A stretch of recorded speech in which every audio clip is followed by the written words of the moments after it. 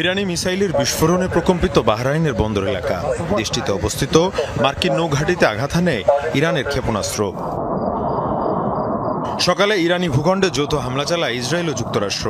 এর পাল্টা জবাব দিতে দেরি করেনি বিপ্লবী গার্ড বাহিনী। শুরু হয় অপারেশন ফতেহ খাইবার।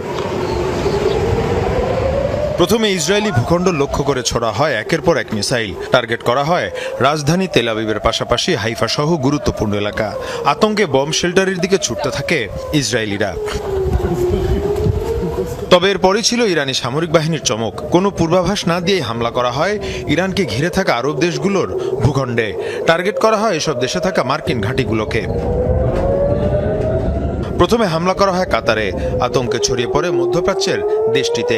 মোবাইল ফোনে সতর্কবার্তা পাঠিয়ে বাসিন্দাদের সামরিক ঘাঁটি থেকে যত দূরে সম্ভব নিরাপদ স্থানে অবস্থান নেওয়ার নির্দেশ জারি করা হয়। প্রতিরক্ষা মন্ত্রণালয় জানায়, প্যাট্রিয়ট ডিফেন্স সিস্টেমের মাধ্যমে ভূপাতিত করা হয়েছে ইরানের মিসাইল। অন্যদিকে মার্কিন সদর দফতর লক্ষ্য করে ইরানের মিসাইল হামলার পর জরুরি সতর্কতা জারি করে বাহরাইন। নাগরিকদের নিরাপদে সরে যাওয়ার নির্দেশও দেওয়া হয়। সংযুক্ত আরব আমিরাতের ভূখণ্ড লক্ষ্য করেও মিসাইল ছোড়ে ইরান। বিকট বিস্ফোরণের শব্দ শোনা গেছে আবুধাবিতে। সেখানে একজনের প্রাণহানির তথ্য পাওয়া গেছে। এদিকে সৌদি আরবেও মিসাইল হামলা করেছে ইরান। পাশাপাশি বিস্ফোরণের শব্দ শোনা গেছে কুয়েতেও।